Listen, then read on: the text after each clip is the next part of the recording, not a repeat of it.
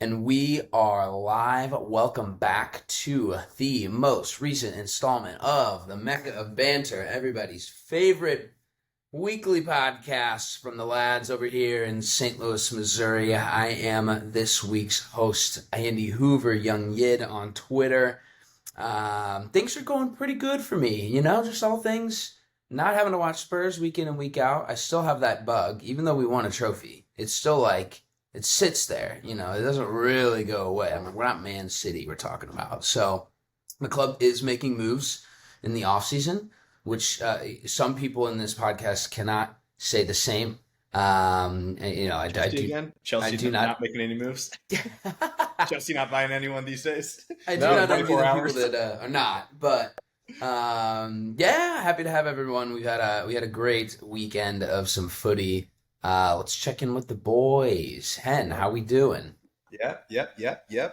I'm good. It's a great week to be a Manchester United fan. New season right around the corner. I also just want to give a shout out specifically to Nick Haflinger.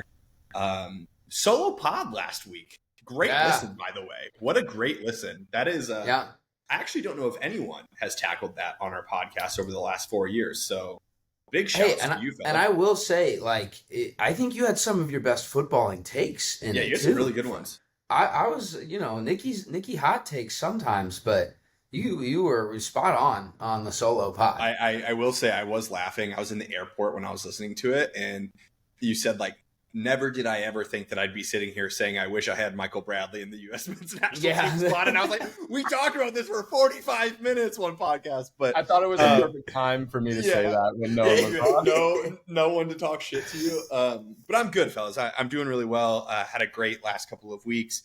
I want Manchester United to do anything.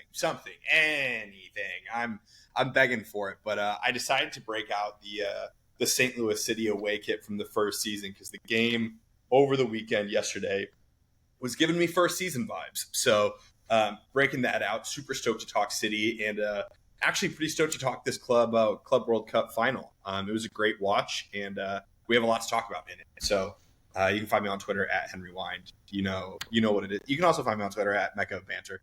I'm out there. I'm saying some stuff. I will say your training pitch looks immaculate. I've seen plenty of photos. Come on, week 2, bro. From week the 2 highlight clip. Dude, social media team's killing that. I actually think that us putting out the lawn video of the training pitch is the equivalent to Jadon Sancho putting the training clips in his year recap that he did for Chelsea. I was like, fuck. Dobes and I came in here and talked so much shit on him for doing that, and we just did the same thing.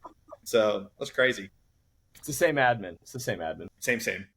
Yeah, a lot of really interesting things happening over there. And then the decision to put Onana next to Højlund in a separate post. They know what they're doing. They're winding you guys up. Oh, and I'm wound. I'm always wound.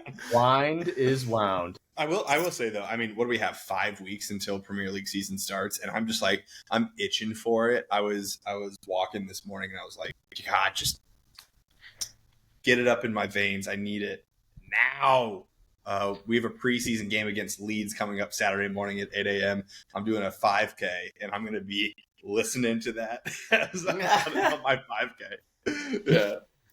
That's incredible. And then we've got the Chelsea Blue over here, Nicky Haflinger. I'm not going to call you champions of the world because I think that's the lamest title ever, but congrats on the Club World Cup championship. Yes. Hey, it may be lame, but that's what the title is. I don't disagree, but hey, I'll take those wins. Not feeling blue at all today. One, obviously, Chelsea had an incredible performance on Sunday, which made me very, very happy. But I get to talk to you guys. Like Henry was saying before, the solo pod last week was very interesting. So I'm pumped that I finally get to converse. And I'm pumped that it wasn't just me gloating about Chelsea for another 10 minutes. So I'm happy that you guys can at least chime in on the game because I do think it was a great performance and it made me super excited for the season to come. I'm in the same spot as Henry. I need it bad. But as always, find me on Twitter at Havy4. The Club World Cup thing, had you guys gotten grouped, we wouldn't even be talking about it today. If it was like PSG versus Madrid, we'd maybe glance over it for a couple of minutes. But I do think, with a little bit of credit to the Chelsea Blues, I think it was an impressive win that has to be spoken about because it may have Premier League implications. So, we're all encompassing over here at the Mecca of Banter, which starts us out in the amazing, beautiful. I don't think there's a better city in the country than St. Louis, Missouri, and the lads that we support so dearly, week in and week out. Had they lost this week, I wouldn't. Not that I would have had no feelings, zero feelings, not one twinge of emotion. I would have gotten to see some good youth guys, some City 2 cats getting some good minutes. But that's not what happened, boys. No, sir. We took down a top table Portland team, and Gary Neville, that the English would call him wanker, that wanker. He came in and they were all but confident that they'd take away 3 points here, but so was I, brother. So was I. I was too, absolutely. I absolutely was. I took the over, and that's it in this game. 2-1. Marcel Hartel gets a double. Gab gets his brace. We get to see Edward Lowen back on the pitch again with an immediate impact. And there was some on his head. Berkey making a huge couple saves in the beginning of the game. We've got a City 2 left back who was immaculate. It was fantastic. Solid. We got another really quality JGR start. This was great. There were so many good things about this. What are the general reactions? I was buzzing. Yeah, man. I was man, when that first goal went in, 19 minutes in, when we gave up that goal, there were so many concerning things that happened on that play. Most notably, the most concerning thing, which Chat City Tactics was great at pointing out, was the only person pressing Da Costa was João Klaus, running back from the number 9 position. Not a winger, not a defender, not a center midfielder. Pretty concerning. But gotta love putting 2 goals in the back of the net. And I don't know. I think it would be a little bit too much emphasis if like having Leuven back, because the goals happened like right after he came on the pitch. Like I think saying that like, he came on the pitch and everything changed, I think that's giving it a little too much credit. But that was good to see. It was so nice to see. Hoover, you mentioned it in the little intro, but the guy I want to shout out is JGR. Jake Girdwood Reich, the Australian from down under. Just the moment that he started at the center back, the last several games, he's been really solid. He's been solid on the ball. He's made pretty solid decisions across the board. Of course, he's young. He's like 22 years old. So I don't expect him to be like a veteran by any stretch of the imagination, but I feel more confident in him than I do some of the guys that have been playing more than him. So I think that, there's just a lot of goodness that came from that. And then, Roscoe. What did you say? He had 11 duels won. He led. Damn. Yeah, that's what I'm talking about. Yeah, that bulldog hypes me up. Yeah, called him a bulldog a couple weeks ago. That's the epitome of. That's what we like to see. And then, who have you mentioned? But the left back, Orozco, another young guy. We bought him over the summer, or I guess in the transfer window last year. It's the equivalent of the summer transfer window in the United States of America. So what is that? Fucking December? January? I don't know. All year. Apparently the window's open in 2 weeks. Who would have thought? But he, Orozco is great. He's been biding his time on City 2. He's come into the lineup and he's put in more solid performances than Jay Reed, which we're a big Jay Reed truther, but he's been playing better than him. I think he's way calmer on the ball, seems to be making better decisions, and it seems like his engine's a little bit better too. Like his stamina is pretty outrageous as well. So not a lot of bad things for me to say, but just like you said, if we lost that game, I would be sitting here being like same old. So I'm just enjoying 3 points, to be honest with you. Yeah. I'm happy with it. I don't want to be the stat guy because I'm throwing out another one, but do it. Data. 50 for 53 on passes. Like he's way better on the ball. I feel like when he was at his foot, he didn't seem like he was pressured and he was making the simple plays. I agree. He had a great one.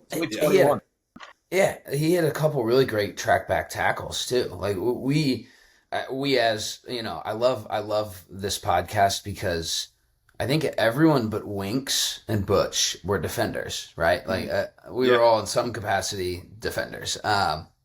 Winks was a left back though. Winks was a left back. Yeah. I mean, so everyone but Butch. We do all of Butch's running for him. Butch will make one run and then yeah, he used to be creative and fun, score goals, get assists, whatever. Grow up, dude. Grow up. Nick, I think that's a great point. A 93% pass rating on the day, and the engine comment. I don't think that I put that together, but for sure, more so than Jay Reed. And Jay Reed's a little bit more creative. You know what I mean? Like he's not that lockdown center or left back that's gonna catch his man and find a pass immediately out. So that's a great shout. He was great. And even Totland really kind of looked a little bit back into where, pre-injury we saw his level. Like we were all so high on the kid. I was physically ill that he did not slot that ball to Teutcher in the first 5 minutes. The thing is, did you go back and watch the replay of it? Yeah. Teutcher was not in a position to receive that ball. He was hiding behind the defender the entire time. And like he had one split second that he could have stopped his run. Yeah, and kind of didn't. Yeah, and he lost it on Totland. Yeah, like, kicked the post or whatever. And right away, I was kind of like, "You should have passed that." And then when I watched the replay, I was like, "He didn't have an angle to pass." Like, it wasn't a great run. Yeah, no, it was a bad run. And that honestly brings me into my one gripe of the game, which is Teutcher. We've been saying it for a couple weeks now, where we need to start seeing more from him. This game was no different. He.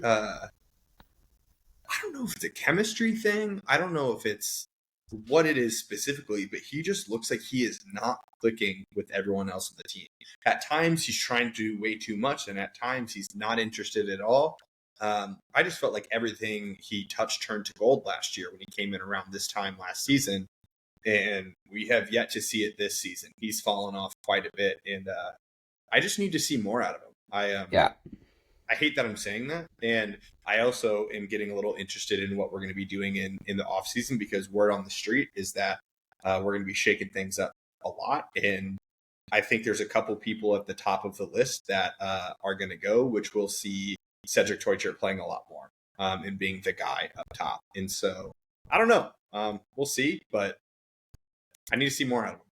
Yeah, even when he was in front of net too, he looks panicky. Like he had one really good, I think, left foot opportunity that I thought he could have gone either side of the keeper and went right at the keeper, kind of with a duff shot. So it's kind of been a trend. And there were comments on Twitter too that were like, kind of surprised he started the game at all. Like, we've just not seen it. Interested to see. We're in for one of the more psychotic off seasons. I do believe. I think we're gonna see. The spine that let's call it the beginning really of our club career. There may be some guys that don't come back, and I think I'm not really ready to even throw those names out because it's gonna suck. But the guys that we too is like we're being linked to guys, right? Like we're being linked to those two Minnesota United players and then that one center back. But like what's so weird is like the one of the Minnesota United guys, Sang Bin, whatever his last name is, like everyone on Twitter is like going off about how like he's not a goal scorer, he's not a whatever. And like I've never watched the guy play, so this is an uneducated take. But I'm going to FotMob and I'm looking up his statistics and I'm looking up like where he plays.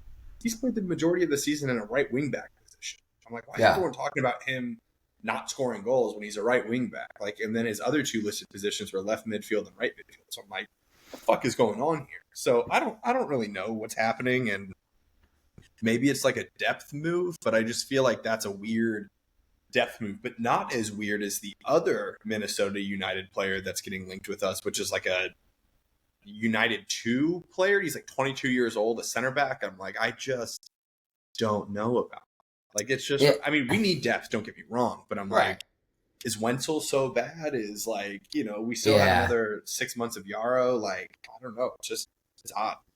Yeah, it is odd. And even this guy, is he with like Rapid Wien or he's in Norway or something?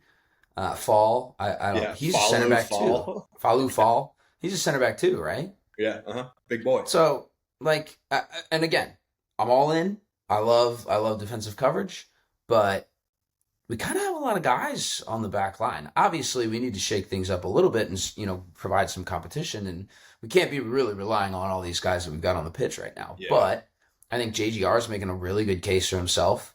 I think this is probably preemptive moves for Nilsson moving on. Yeah. I think we're going to probably lose Yarrow. There's definitely, I think, a further outlook than we may be looking at right now. And I think Lutz is cashing chips, knowing that this season may be already lost.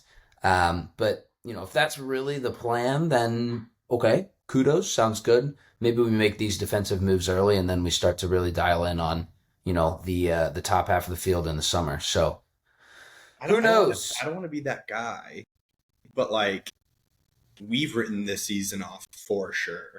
Yeah. But like, we win our next 2 games, we're moving up the table. And that's not even the halfway point of the season, So it's like, there's an outside chance that playoffs still exist for us. I'm not going to get my hopes up by any means, but it would be hard to look at a pivotal time of the season.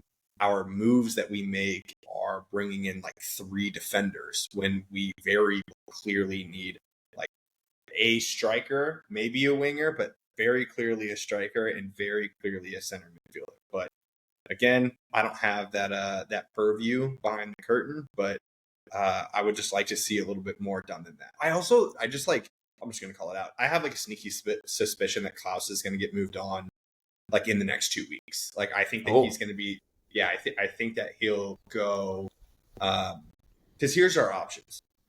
I think if we transfer him out at the beginning of this transfer window, we get money for him. Yeah. That's what it is. If we wait until after the season's over, that is the end of his contract. He's a free agent. Transfer. Yeah. And granted, like, his price will be reduced because he only has 6 months left on his deal. But I think that will happen. I think that is pretty. I'd hate to lose him, but like, I don't think that we're going to sign him another year in a DP slot. And I don't hate it. Yeah, I feel like Klaus is one of the most decisive guys, or divisive. Sorry, Klaus is one of the most divisive guys in our fan base, and I think the guy's a baller, and I think he's really hitting his stride right now. It's been clear over the last 5, 6, 7 games that he's playing well. He's been one of the standout guys every single game over the last 5 or 6 games, and I'd hate to lose him too. But I think that's what we're alluding to, a little bit of like a massive shakeup. I think he'll be out. We already know that Rasmus Alm is done. He got placed on the season-ending injury list. He's not going to renew his contract. We will not renew his contract after that. Like, I think that Nilsson, if we can deal him, we will. Leuven, you never know what's going on with him, like with his personal life, if he'll want to go back to Germany.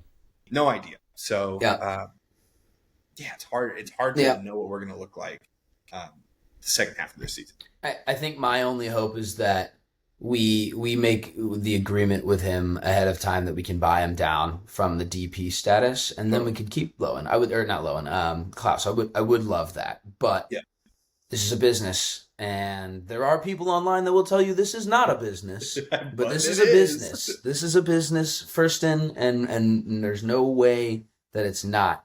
The director can be a D-bag as well. We're not arguing that point, but games need to be played and won, and money needs to be bounced around, and roster rules need to be, shifted. So you got to do what you got to do.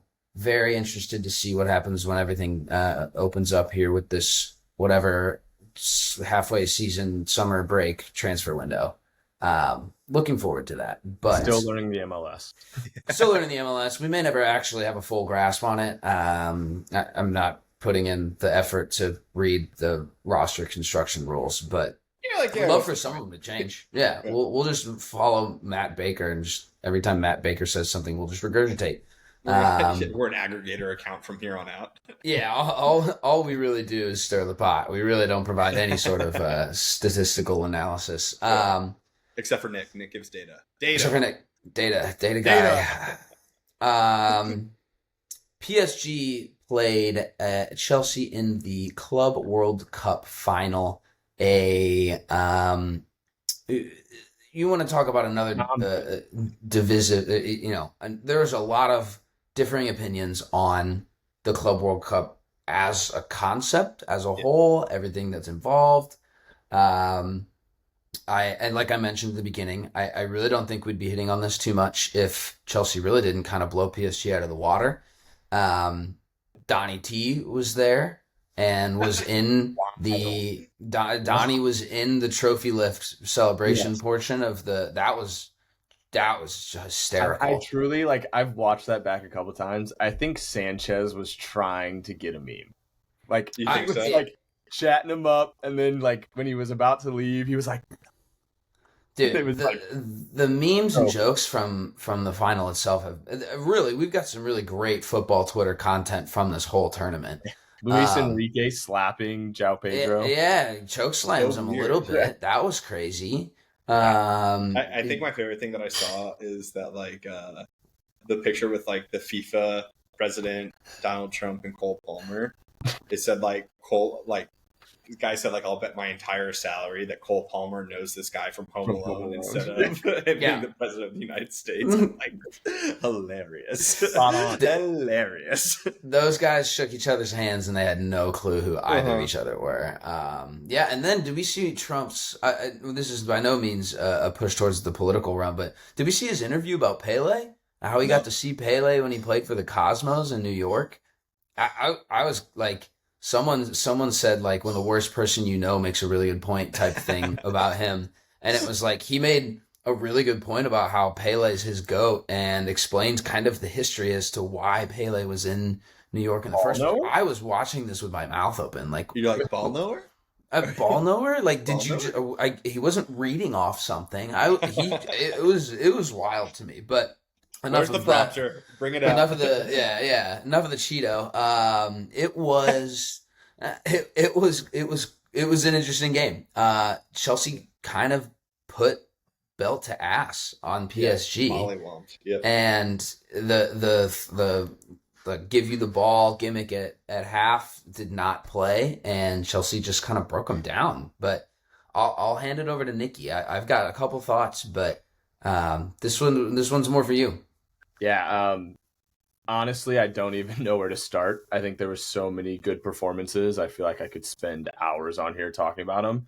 I'll truly admit to this. I didn't say it in the podcast group message, but I had a similar feeling to obviously it's not the same because of the competitions, but the Champions League final against City, everyone thought they were going to win. There was no chance Chelsea had any opportunity to win this game, and it kind of gave me that same vibe. So going into this game, I was honestly pretty confident. I just had a feeling that PSG had been in this consistent motor of winning games, winning finals, and I knew it had to come to an end. And I think us on our day, obviously we can have performances like that, but also we can have some crappy performances as well. So I was very happy that this happened when it did.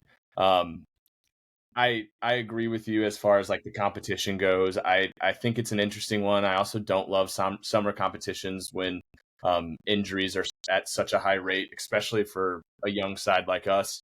I think it's awesome that all of the youngsters got a finals experience though. I think Dobe said it in the larger group message. 100%. It's a whatever type of competition that you think it may be, but it's still a final. We're still playing PSG. So the fact that a lot of these guys got to play in that and win and dominate was super awesome. Obviously the main man we should talk about first is Mr. Cole Palmer. Boy, is he just fun to watch. I really don't have anything else to say. Both of his goals were, I thought, worldies. I think he sat defenders, and it was so good watching some of those things that you all soccer heads always talk about that go unnoticed, João making the run behind him and Cole faking the pass to get the defender to fight. That was slick. That's so incredible. Put Vitinha in a blender. And then him faking the shot because the defender was leaning. It was just so beautiful. I think he is something special. I also think him and João are going to be so dangerous next season.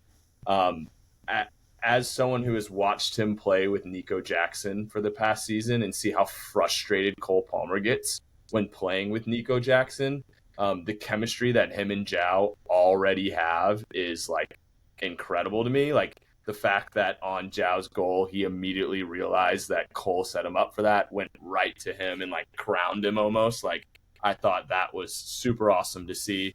The other big thing I want to talk about is our midfield. I absolutely love the three midfielders that we had play this game. I think Reece James is someone that can go in and out of that position. Like I think Lavia fits perfectly in there for Reece James. I think Santos fits perfectly in there with Reece James. But I think Caicedo and Enzo as a duo we're finally seeing the price tag that it costs for them.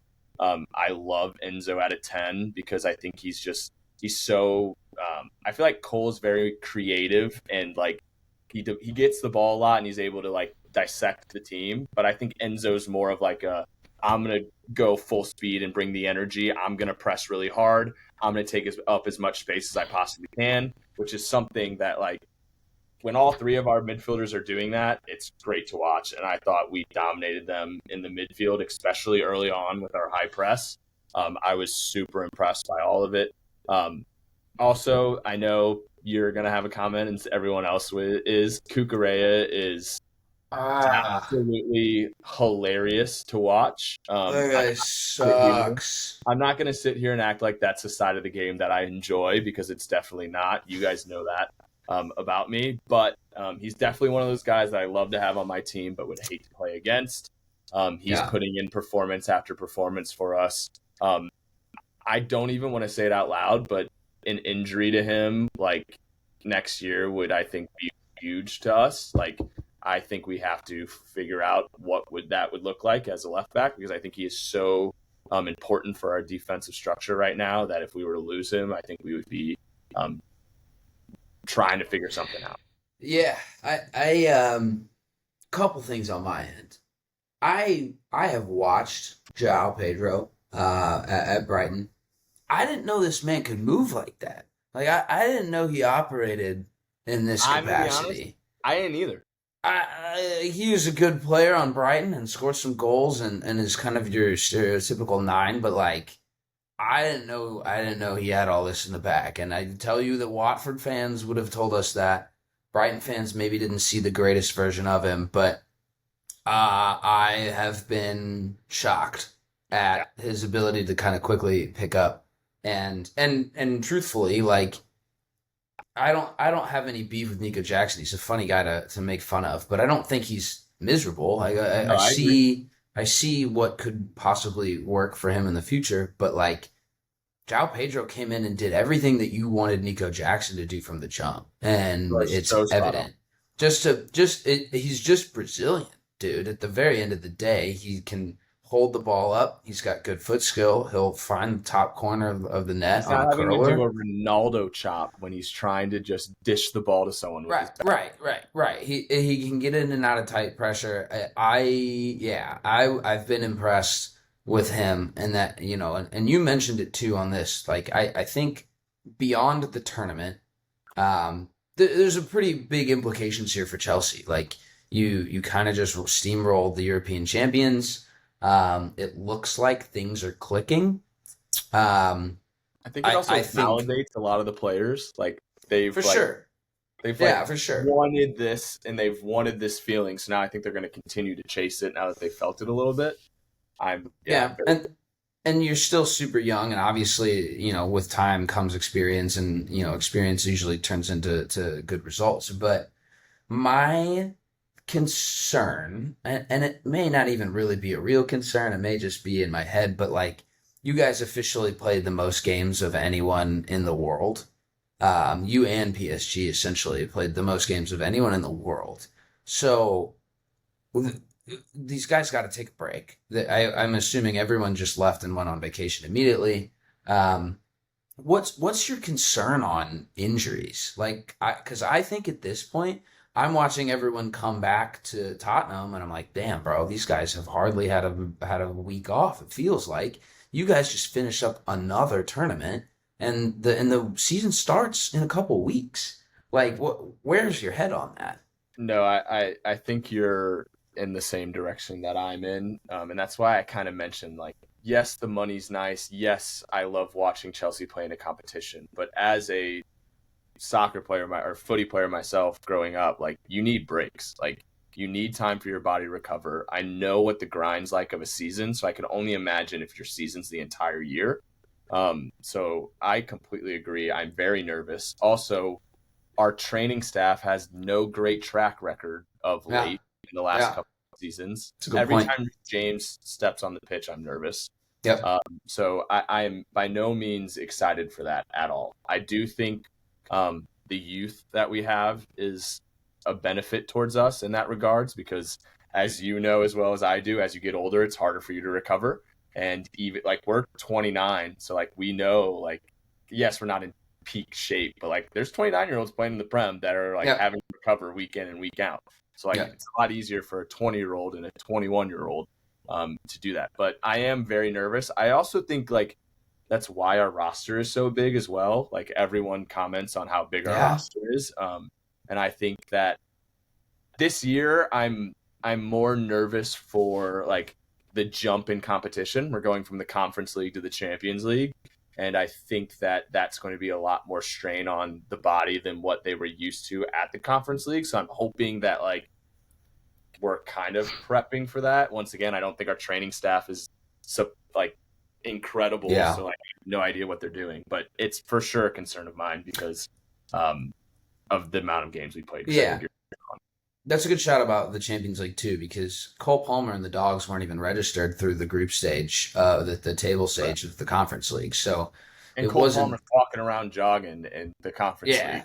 Yeah. Anyway, he just didn't care. So you're absolutely right about that, and it's going to be an immediate. You could be playing Real Madrid week one. Like Liverpool is like however that goes. It is not the same as none of the. We couldn't pronounce any of the teams in the Conference League last year. Problem, brother. We love to just give you shit for that, but things are different now. And as a fellow Champions League enjoyer myself, I will have similar feelings about that. But we get to download the Paramount Plus app again. Yeah, baby, we love it. But yeah, I think honestly, I've passively watched this whole tournament, and I think Chelsea did everything that they should have done. They beat the teams that they should have beat, and took it seriously. I think it was interesting to me how seriously everyone ended up taking it, which is good for the tournament. I don't know if that's great really for development and future injury problems, like that stuff we've already kind of hit on. But this performance, bad, though. No, someone will take Saudi's money every day of the week, even if it's, whoever. I do think this performance kind of put the Premier League on notice. Like, I think, you by no means were a banter club last year, and, finishing, fourth is a big deal, and, something to, considering where you were the year previous, that's a huge deal and a huge improvement. But also it was like, you guys kind of shot yourselves in the foot like often, and we had a string of podcasts where you were just like, yeah, we did it again. We gave up another 90th minute to game tying goal, and it wasn't that we could just sit here and dog you because I finished 17th. Like, don't even. I get it. I know where I'm coming from here, but I don't think that you guys are even. I think you've elevated even from halfway through last year considerably. So. It validates what's his name? Pedro? Enzo Maresca. Maybe I'll remember his name this year. Maybe one day. He made it further than I thought he was going to make it, to be totally honest. So now I may have to remember his name. That was a great bit. That was a great running bit I had last year, and it's losing its value, I'm afraid. But they look good. They beat Chelsea at their own game beat PSG at their own game and kind of just sliced through the high press. If you can beat the high press, then you can beat anybody. So interested to see how the season goes for you guys. Yeah, I agree. I also think you're spot on. I think yes, we weren't like obviously finishing fourth is nothing crazy in the Prem, but I think it shows how like on any given day a Prem team can put on a performance like that. Yeah. Like that's what I think it truly shows. Like, yes, we weren't consistent because that's what I think is next for us. Obviously, is the consistency. Like this is a good performance, but we consistently have these good performances, or is it going to be Cole Palmer trying to carry us the entire season again? Right. Which I hope that's not the case. But yeah, I think you're spot on. It kind of showed that the Prem teams are something different.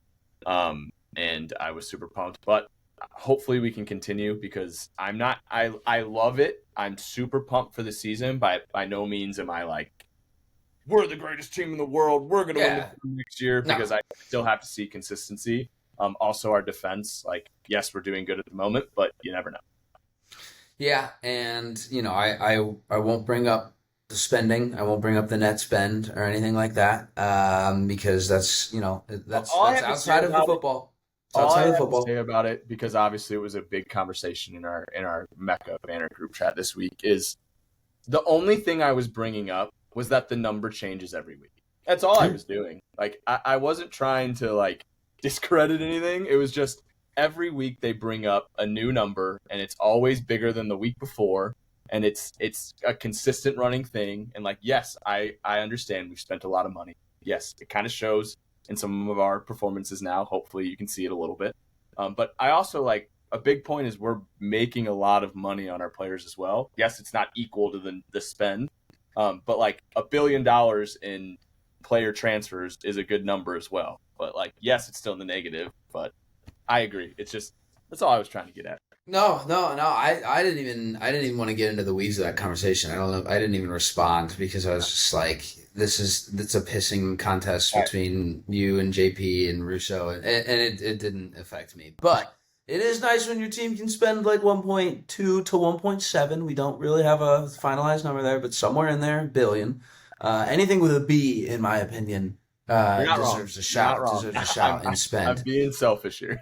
I was excited to hear that Spurs just activated a $55 million clause for Kudus, which is like we don't do that. Baller, in my Kudus is a baller, and we're not even here to talk transfers, but that to me was like, oh my god, he spent some money, and then other side of London. I was gonna say it's like in a war chest.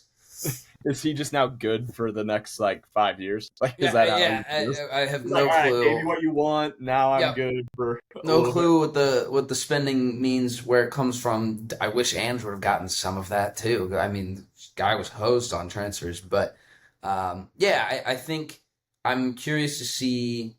It'll be a little bit of like a science project essentially, because we get to watch PSG, we get to watch Chelsea, we get to watch. A couple of these other teams, Bayern lost Musiala during this tournament. A lot of these teams that played a lot of these games in the summer. It'll be interesting to see how well everyone on the squads hold up. Like I think it'll genuinely, FIFA won't care any less because they made all their money that they wanted to make on this. Every 4 years, so they'll be fine. Right, they'll find a way to push off any sort of statistical verification as to. Wow, there were a lot of hamstring injuries for the top 8 teams of the Club World Cup. Like they won't make that connection, but I think we will, and it'll definitely be worth watching going forward. But decent. I think Chelsea's looking good. City gets a win. I think that's really all we've kind of got right now. USA's got some friendlies lined up in the fall. Those will be big ones. Maybe we'll see a starting 11. Who knows? Maybe we'll see. Who knows, dude? Who knows? I'm the more and more I watch the USA, I think that whoever the coach is actually shackled by MLS and Don Garber. So we'll see that.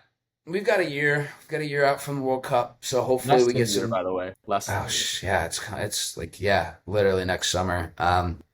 Looking forward to that, though. That'll be good. I do think the Club World Cup ended up being a decent dry run for the World Cup itself from a infrastructure point of view. Yeah. But these wasn't great. it wasn't at the jump for sure. And I'm just so excited to hear about how these Europeans feel about going to a tailgate at a parking lot at MetLife to watch fucking Ecuador versus Japan. Fucking love it. I don't know. It'll be interesting, that's for sure. As always, follow us on the socials, Twitter, Instagram, TikTok. We pump them out. We are active on all. Yeah, thanks for tapping in this week. We'll catch you again next week. Well done, Nikki. Cheers.